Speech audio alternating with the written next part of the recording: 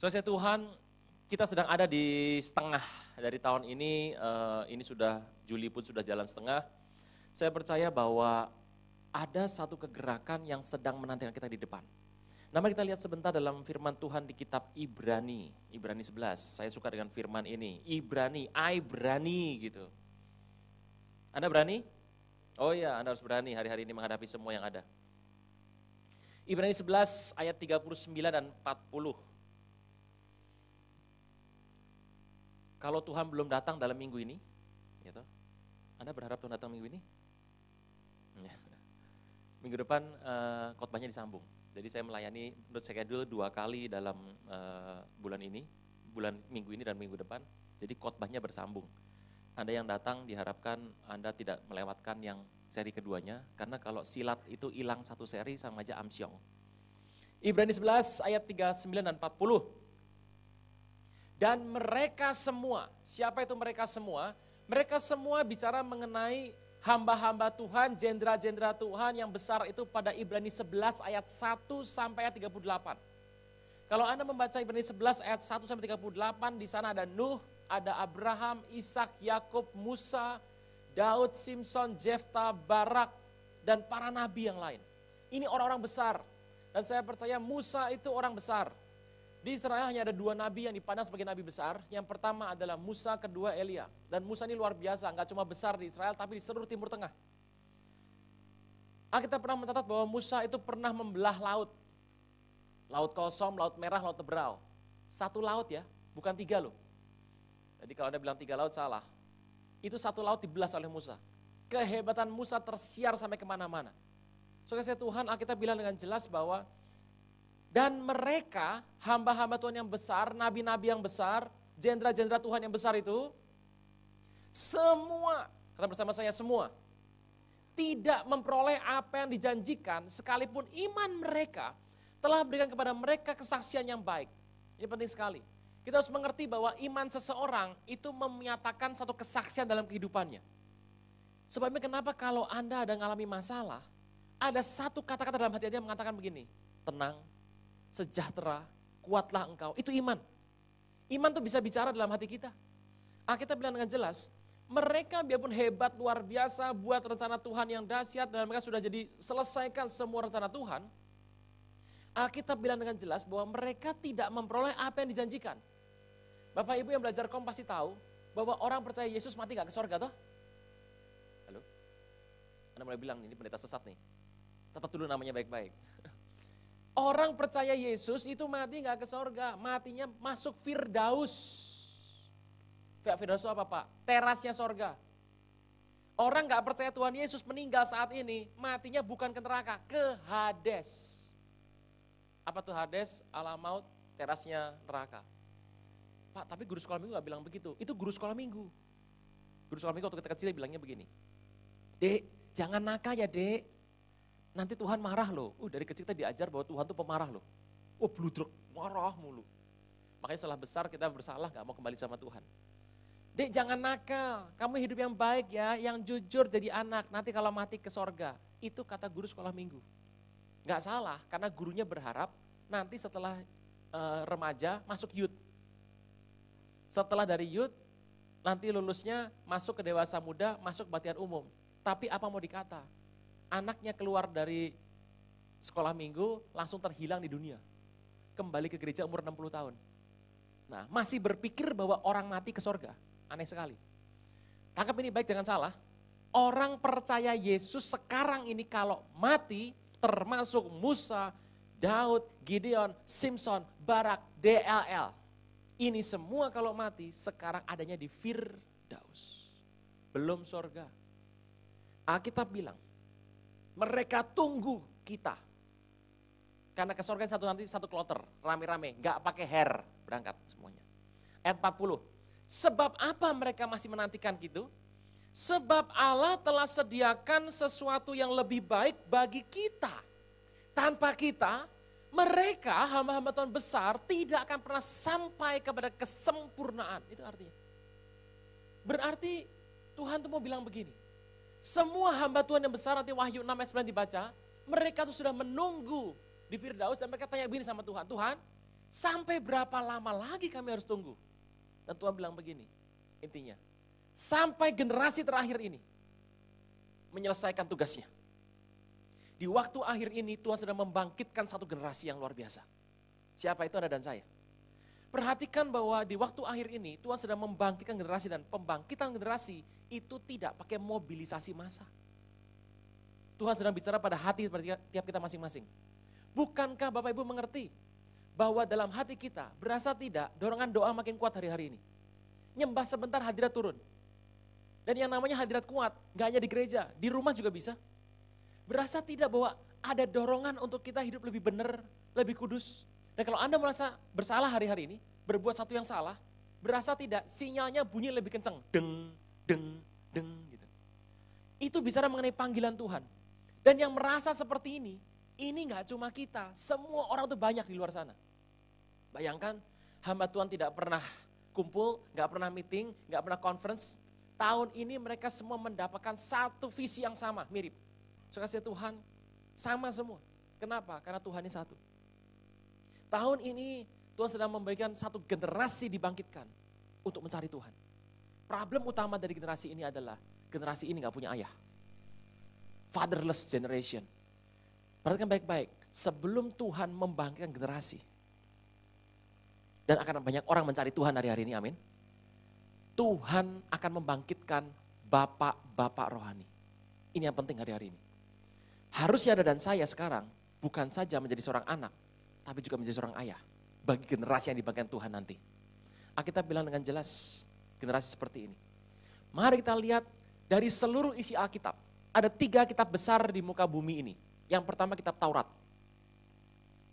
Yang kedua Perjanjian Lama. Yang ketiga kitab PB, Perjanjian Baru. Kitab lain, ya itu terserah mereka mau bilang besar apa tidak. 3 kitab besar ini, awal sampai akhir, itu bicara hal yang sama. Perhatikan baik-baik. Dari seluruh kitab ini bicara sejarah hidup manusia. Di waktu akhir kitab tuh bicara pasti akhir zaman. Akhir kitab bicara mengenai akhir dari dunia ini. Kita lihat dari ketiga kitab besar ini, kata-kata terakhirnya semuanya sama. Perhatikan kitab Taurat. Kitab Taurat itu berakhir di 2 Tawarikh 36, kita buka sebentar. 2 Tawarikh 36, ayat yang terakhir. 2 Tawarikh 36 ayat ke-23. Begini perintah Koresh, Raja Persia. Segala kerajaan di bumi telah dikaruniakan kepadaku oleh Tuhan Allah semesta langit. Ia menugaskan aku untuk mendirikan rumah bagian di Yerusalem yang terletak di Yehuda. Ini kata-kata ini kelak akan dikatakan oleh Tuhan Yesus sebelum dia naik ke atas. Dia berkata bahwa segala kuasa di bumi, di sorga, di bawah bumi diberikan kepadaku. Siapa di antara kamu, Anda dan saya termasuk umatnya, Tuhan Allah akan menyertainya dan biarlah ia aliyah berangkat pulang. Di waktu akhir ini, gerakan yang terjadi dengan gampang dilihat dengan mata. Semangat maju, rohani berdiri, rohani mulai panas, itu nggak gampang dilihat mata. Setelah Anda berapi-api ya kelihatan, tapi pada awal dibangkitkan rohani nggak kelihatan. Tapi yang kelihatan cuma satu, nanti Yahudi akan pulang kembali ke tanahnya. Berangkat pulang, ini ayatnya. Ini kitab terakhir yang dikatakan oleh kitab Taurat. Going home, pulang ke rumah. Kalau Bapak Ibu melihat di kitab Perjanjian Baru, kata terakhirnya bagus sekali. Maranatha, amin. Kan gitu ya. Pulang ke rumah Bapa di sorga.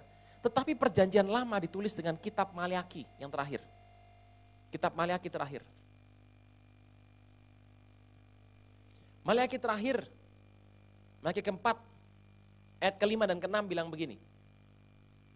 Maliaki 4, 5 dan 6. Sesungguhnya akan mengutus Nabi Elia kepadamu menjelang datangnya Yom Yahweh, hari Tuhan yang besar dan dahsyat itu. Maka Nabi Elia akan membuat hati bapa balik sama anak dan hati anak balik sama bapa, supaya jangan aku Tuhan datang memukul bumi sehingga musnah. Kitab terakhir dari 3 kitab, yang pertama kitab Taurat mengatakan pulang ke rumah. Perjanjian Lama mengatakan bapak sama anak rekonsiliasi kembali ke rumah lagi orientasinya. Kitab Perjanjian Baru yang terakhir bicara mengenai kembali ke rumah Bapa. 3 peristiwa terakhir yang akan sama semua dialami oleh penduduk muka bumi adalah terjadinya pemulihan rumah tangga. Perhatikan ini baik-baik. Pemulihan rumah tangga.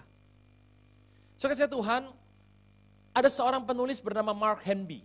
Dia menulis sebuah buku, ada 2 buku yang dia tulis terkenal sekali.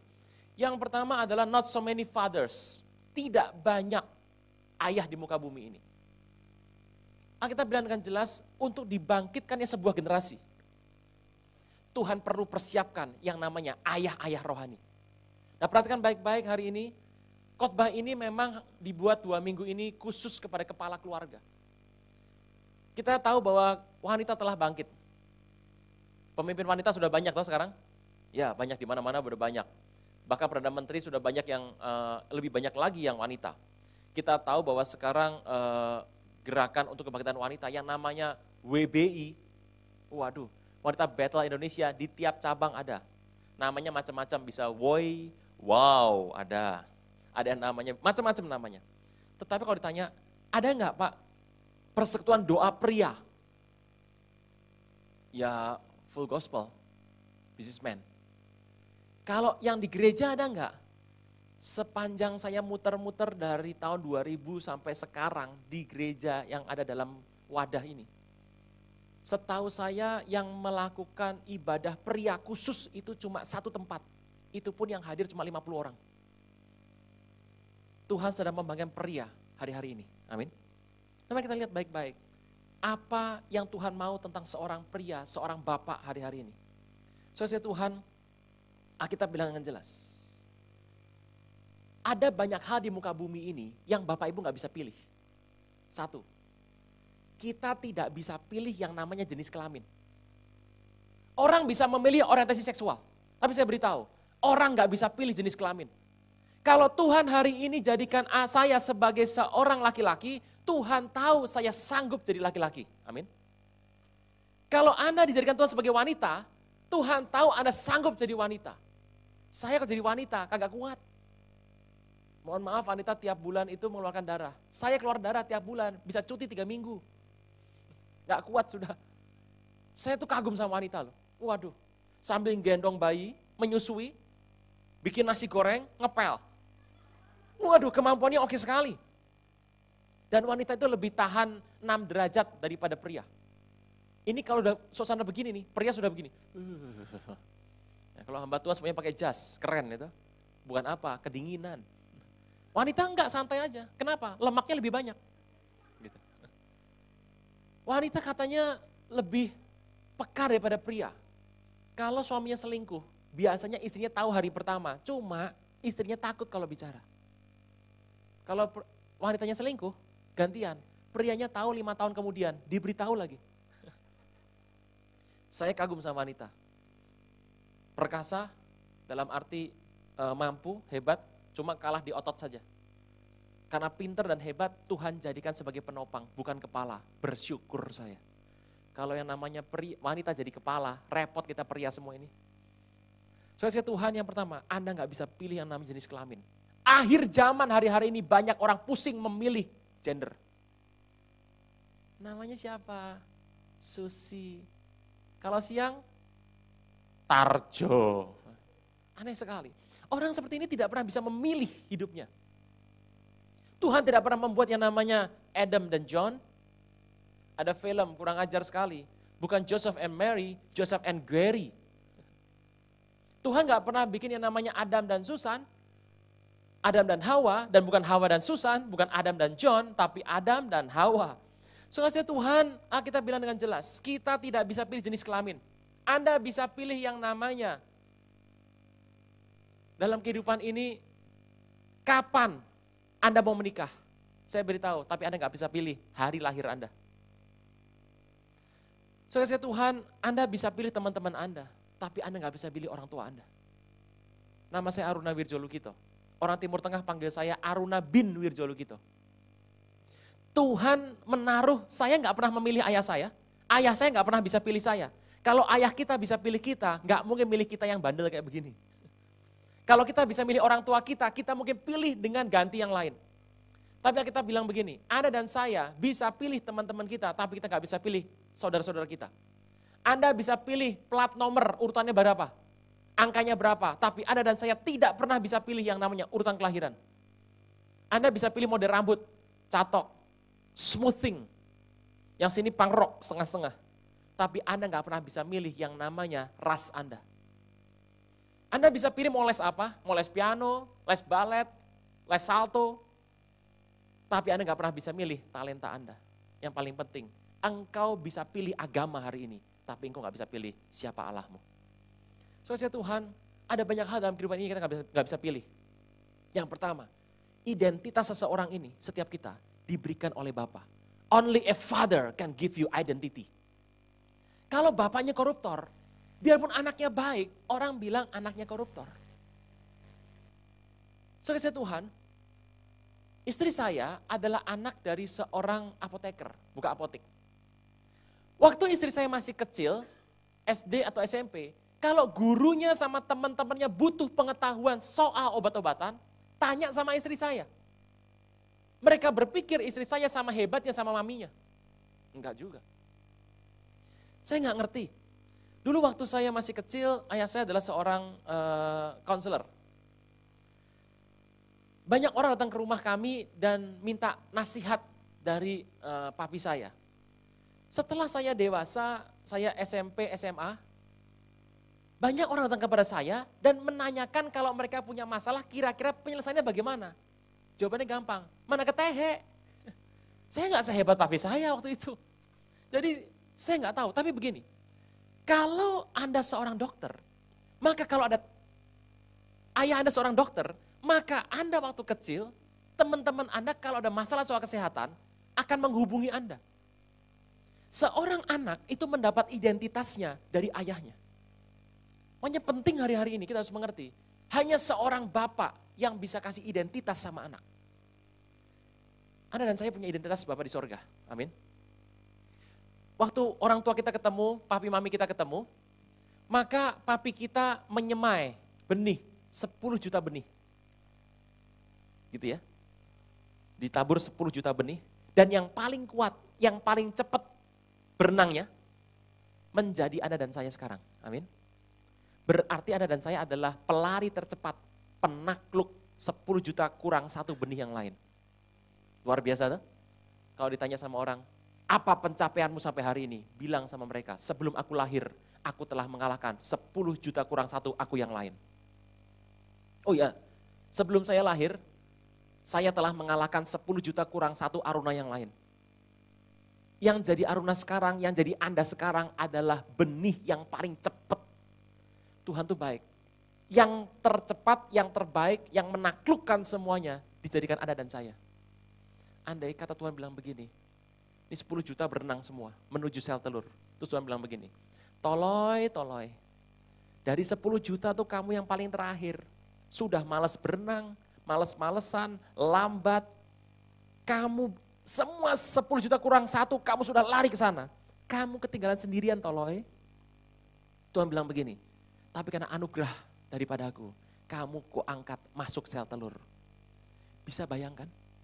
Kalau yang paling letoy jadi kita, lahirnya potato. Gitu. Pak, tapi kenapa saya pesek begini? Sudah yang terbaik itu. Beneran. Jadi terima saja hidup kita. Anda bisa permak itu wajah, saya beritahu. Tapi Anda nggak bisa permak yang namanya bentuk. Saudara saya Tuhan, yang pertama. Apa peran seorang bapak? Apa peran seorang ayah? Kalau Anda seorang ayah, dengar baik-baik. Ini yang harus Anda lakukan hari ini. Berikan identitas buat anakmu. Kalau engkau seorang anak, lihat ke atas. Kalau engkau tidak mendapat identitas yang baik, hari ini ambillah komitmen supaya engkau bisa kasih identitas yang baik kepada anakmu. Yang pertama, only a father can give you identity. Bapa di sorga adalah Tuhan Bapa Allah yang penakluk. Orang sering tanya sama saya, Pak, katanya Daud itu adalah the giant killer, pembunuh raksasa, penakluk raksasa. Saya bilang, orang yang paling banyak membunuh raksasa itu bukan Daud, tapi adalah Bapa di sorga. Masih ingat pada zaman ada raksasa, zaman kitab Kejadian, manusia yang raksasa, yang kemudian dihabiskan oleh air bah. Siapa yang buat air bah? Allah Bapa. Dia menghabiskan semua penyimpangan kromosom, penyimpangan genetik. Jadi raksasa buto ijo, genderuwo, disikat semua sama Tuhan. Psst. Seorang anak itu mendapatkan identitasnya dari bapaknya. Makanya yang penting adalah bahwa kita terima Tuhan Yesus supaya identitas sorga kita terima. Alkitab berkata, kuduslah engkau karena aku Tuhan Allahmu, kudus. Seorang ayah itu memberikan kepada anaknya identitas. Bagaimana kelakuan bapaknya, itulah cap yang ditinggalkan untuk anak-anaknya. Kekristenan diajarkan hari ini supaya Anda dan saya menurunkan cap. Keluarga tuh capnya dari ayahnya.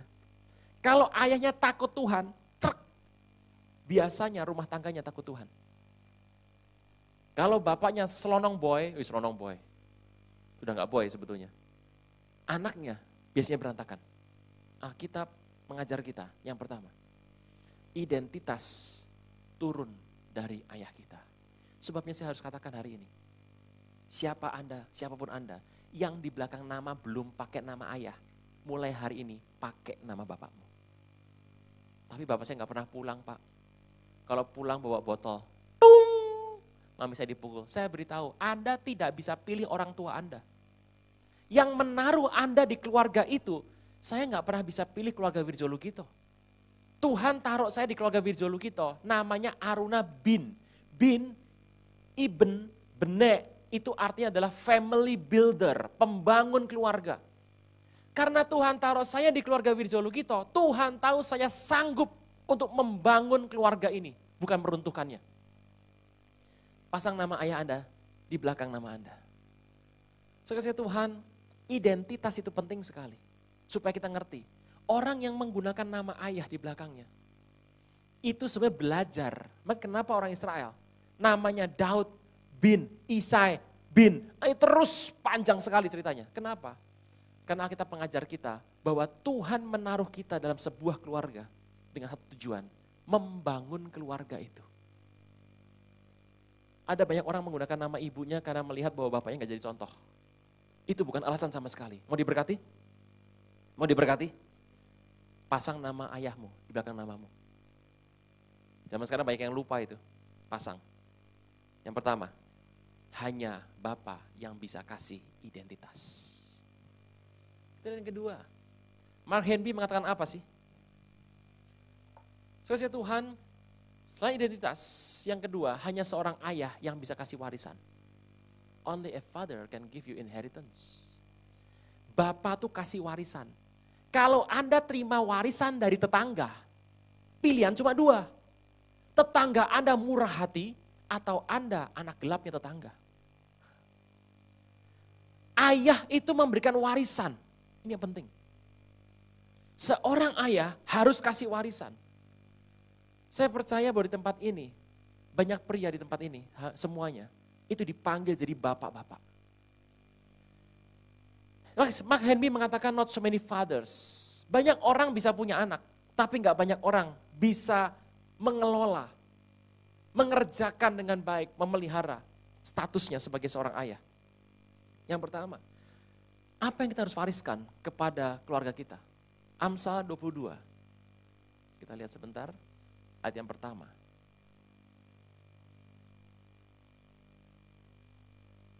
Amsal 22. Ayat yang pertama bilang begini, sama-sama kita baca, di depan ada. Nama baik lebih berharga daripada, ya cukup.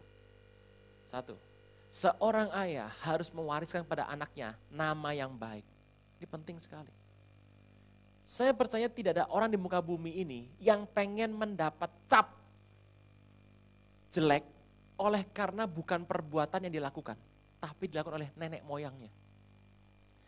Kekristenan harus menjadi pilar tonggak pertama di dalam kekudusan keluarga. Nomor satu, seorang ayah bertanggung jawab, dan saya harus angkat topi loh, kepada para single parent yang berprofesi ganda sebagai ibu dan sebagai ayah. Kalau Anda single parent hari ini, jangan khawatir. Kalau engkau melekat sama Tuhan, engkau tetap bisa melakukan tugasmu seperti ini.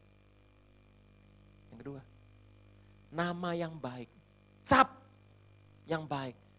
Kekristenan harus menjadi tonggak pertama kekudusan rumah tangga, nama yang baik. Bapak Ibu masih ingat pada tahun 30-an, kalau kita menyebut kata Chicago di Amerika, ada dua hal yang terngiang di telinga kita, di kepala kita, soal Chicago pasti. Yang pertama pasti bandaranya, O'Hare Airport. Yang kedua adalah Al Capone, bandit mafia besar di Chicago tahun 30-an, masih ingat ya? Mungkin gak ingat juga tapi nonton filmnya, The Untouchable. Al Capone ini namanya kondang juga. Pada tahun 40-an, pada Perang Dunia Kedua, pada saat Jepang dengan pasukan kamikaze, itu pesawat itu yang bawa bom, terus dihujamkan ke dalam kapal induk, berani matilah pokoknya. Itu ada satu peristiwa di mana Jepang menyerang Amerika. Saya tidak terlalu ingat apakah itu pada peristiwa Pearl Harbor ataupun peristiwa setelah itu.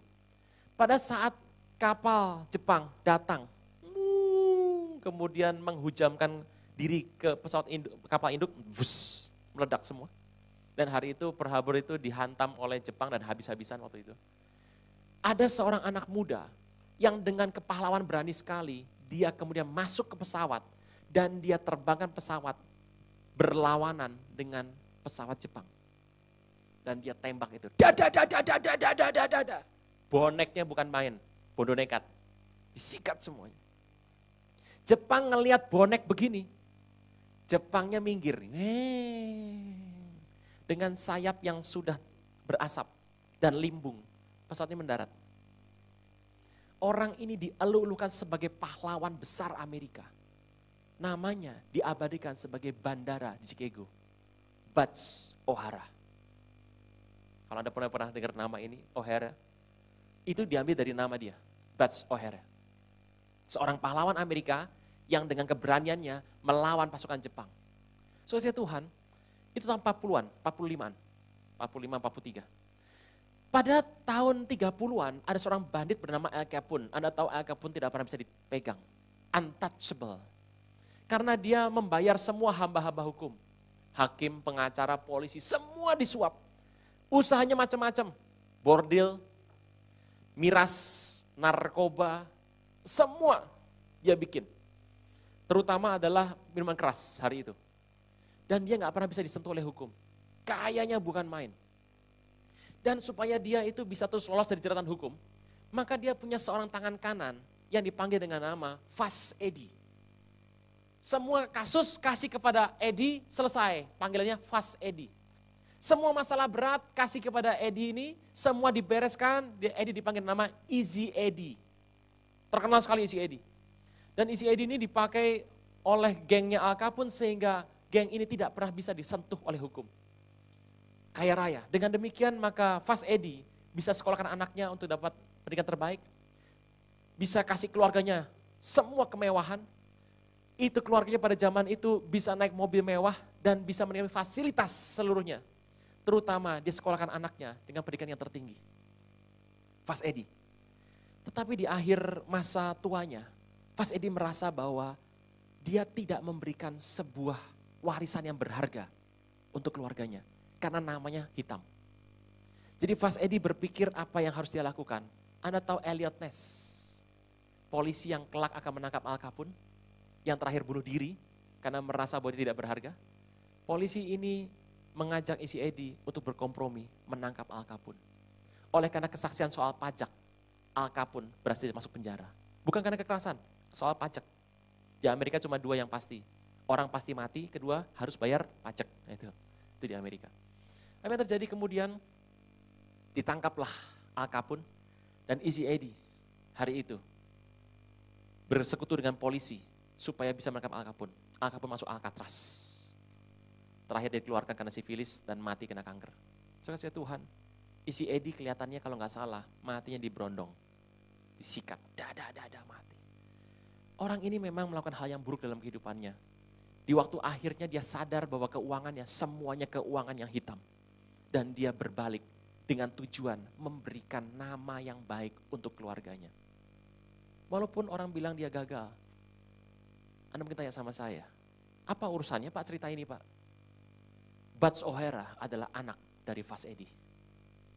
Bapaknya hitam, terkenal sebagai gangster, anaknya pahlawan Amerika. Berikan warisan yang terbaik untuk anak Anda hari ini. Only a father can give you inheritance. Terima kasih Tuhan. Yang kedua, apa warisan yang baik bagi keluarga? Hal-hal yang rohani. Kekal itu. Jangan berikan anak Anda hal-hal yang jasmani. Yang jasmani dengan gampang akan lenyap. Ayah saya waktu membesarkan saya bukanlah seorang yang percaya Tuhan Yesus. Dia pernah percaya Tuhan Yesus dan dia kembali berbalik. Dan selama dia membesarkan saya, gak pernah dia bicara soal Yesus pada saya. Tetapi dari hidupnya, dia cuma bilang satu hal begini. Papi tidak mau kasih kamu warisan apapun. Cuma 2 yang papi izinkan kamu beli dalam hidup ini dengan uang tidak terbatas. Saya dari kecil tidak pernah dimanjakan dengan yang namanya jalan-jalan. Di mall juga gak ada zaman itu. Di pasar malas juga ke pasar. Kedua, beli barang hampir tidak. Vakansi, pariwisata, jalan-jalan hampir tidak.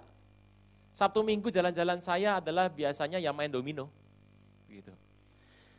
Tetapi pada saat saya kecil, papa saya bilang gini sama saya. Papi punya uang buat kamu, tetapi uang itu hanya bisa dihabiskan oleh 2 hal. Yang pertama, untuk makan. Jadi kalau makan apapun, papi bayarin. Makanya dari kecil saya gemuk sekali. Hobi saya, pariwisata saya adalah, holiday saya adalah makan. Sampai sekarang juga begitu. Tapi sekarang lebih kurus 5 kilo. Karena harus kurus, supaya sehat. Supaya bisa tetap khotbah, amin. Pada diam semua. 2, beli buku. Beli buku, merek apapun, yang dari Inggris tebel-tebel, berapapun harganya, impor dibeli. Tapi yang namanya jalan-jalan, nehi, sampai hari ini makanya saya nggak pernah punya minat jalan-jalan. Hobi saya cuma satu, sambil baca buku makan. Makan di pinggir kolam, di belakang rumah, makan, baca buku. Hujan rintik-rintik, rumah saya Cibubur. Fragrance, bau tanah, rintik-rintik. Sambil makan tahu, itu sama sorga beda 5 cm itu. Saya Tuhan, hal rohani. Orang-orang Kristen itu harus menumpangkan anaknya. Orang Yahudi bukan orang Kristen. Yahudi gak percaya sama Yesus. Tetapi orang Yahudi punya kebiasaan. Dia bicara kepada anaknya tiap hari, you are bankers, bankers, bankers. Orang Yahudi pantang ngomong sama anaknya. Sesuatu hal yang negatif. Dia selalu bilangnya, kamu bakal jadi bankir. Itu adalah profesi yang paling dihormati. Bankir terbesar di muka bumi siapa semuanya? Jewish. Diajar. Saya Tuhan, hal rohani, ini warisan nih. Menumpangkan tangan tiap hari, wajib. Tumpangkan tangan, berkati anakmu. Kalau Anda tumpang tangan tiap hari sama anakmu, saya jamin tingkat pengguna narkoba turun itu dalam kekristenan. Tumpang tangan. Kalau bapaknya nggak ada, ganti maminya. Kalau bapaknya ada di rumah, tumpang tangan tiap hari. Itu warisan rohani. Ajarkan anak kita hal-hal rohani dari kecil. Kisah kepahlawanan, ajarkan semuanya. Anda tahu di West Point, semua orang yang mengambil ketentaraan di West Point, apapun agamanya, apapun latar belakangnya, apapun sukunya, bangsa manapun, kalau Anda masuk West Point, Anda wajib baca 1 buku. The Book of Conquest, buku penaklukan. Namanya kitab Joshua. Dan kita pegang tiap hari, amin. Baca. Kalau Anda mau tahu yang namanya The Book of Conquest yang kedua, The Second Book of Conquest di Perjanjian Baru, namanya Kisah Rasul. Itu orang di West Point wajib baca, supaya apa? Cara pandangnya, pemikirannya seorang penakluk. Saudara Tuhan, kita harus kasih warisan rohani sama anak kita. Yang ketiga, banyak orang-orang, terutama keturunan Chinese. Keturunan Chinese, itu si bapak, tabu kalau dia peluk anak, cium anak, atau pangku anak perempuannya. Anak saya perempuan, 1 hari 10 ciuman belum cukup itu. Kalau anak perempuan waktu dia beranjak dewasa, bapaknya gak pernah peluk dia, gak pernah sayang sama dia dengan ekspresi, gak pernah cium dia, besarnya jablay. jarang dibelai. Banyak orang jatuh cinta kepada orang yang lebih tua usianya. Umur 19 tahun, 20 tahun. Menikah sama pria umur 80 tahun. Ya nggak salah sih, ya namanya cinta kan mau dibilang apa. Cuma sedikit unik. Yang ketiga, warisan yang Anda bisa berikan yang akan melekat dalam hidup Anda adalah pelukan. Only a father can give you inheritance. Cuma Bapa yang bisa kasih warisan dalam hidup ini. Amin. Dua hal ini, kita harus mengerti. Kita adalah orang Kristen, orang percaya Tuhan. Harusnya kehidupan kita seperti ini. Generasi ini sedang hilang karena tidak ada Bapa yang cukup baik memberikan identitas. Bapaknya pikir dia bisa kasih anak yang baik, dia kejar semua yang jelek. Dan berpikir dengan uang yang jelek itu, dia bisa berdirikan sebuah keluarga yang kokoh. Nehi. Nomor 1, seorang ayah memberikan identitas. Pakai nama ayah di belakang namamu. Supaya engkau diingatkan terus bahwa kita adalah pembangun keluarga kita. Bukan peruntuh, bukan perusak. Yang kedua, hanya ayah yang bisa kasih warisan. Warisan pertama adalah nama yang baik. Lebih berharga daripada kekayaan yang besar. Yang kedua, warisan kedua adalah rohani. Beritakan kisah-kisah rohani dalam kehidupan ini. Pengalaman-pengalaman hidupmu di masa lalu. Supaya anakmu belajar dari sana. Yang ketiga, berikan pelukan. Warisan yang tidak bisa diberikan orang lain. Yang lebih baik selain pelukan. Kalau anakmu pernah merasakan pelukan yang hangat dari orang tuanya. Merasakan dukungan dari orang tuanya. Saya beritahu, belum terlambat sekarang. Karena sebentar itu akan datang. Amin. Belum terlambat. Ini tahun di mana pemulihan keluarga akan terjadi. Kasih Tuhan, ada banyak hal yang kita harus buat hari-hari ini. Tapi salah satunya Tuhan mau adalah generasi yang berikut ini adalah generasi yang fatherless, tanpa ayah. Anda dan saya bertugas dipulihkan Tuhan untuk menjadi bapak-bapak bagi mereka di masa akan datang. Saya tahu mungkin dalam kehidupan Anda gak punya bapak seperti ini. Hilang identitas, gak pernah kasih warisan, tapi saya beritahu, engkau tidak bisa pilih orang tuamu. Kalau hari ini engkau gak dapat ini dari bapakmu dengan baik, engkau bisa dapat dari Bapa di sorga. Bapa dari segala bapa. Kalau hari ini engkau merasa bahwa engkau belum pada jalan ini, masih ada waktu. Dari seluruh khotbah selama 45 menit barusan, tidak semua kata-kata saya itu penting buat Anda. Hanya ada 2, 3, 4 kata yang penting. Kalau kata-kata itu penting buat kita, masuk dalam hatimu. Merasa, ambil komitmen. Karena Tuhan sedang bergerak dengan pemulihan yang ajaib. Kristus harus tinggal di sorga sampai pemulihan segala sesuatu. Baru setelah itu tiba kesudahannya. Amin. Pemusik boleh kembali. Kasih Tuhan. Mari perhatikan baik-baik. Seorang sejahat isi Edi, dia masih bisa memberikan satu warisan yang baik kepada anaknya. Sampai hari ini kalau orang tanya sama orang-orang di sana, siapa itu O'Hara? Semua akan bicara dengan jelas, itu adalah Butch O'Hara. Tanya siapa bapaknya, jarang yang tahu. Itu artinya isi Edi cukup berhasil mengubah status keluarganya dari seorang yang buruk supaya anaknya mendapat kehidupan yang layak. Kita berdiri.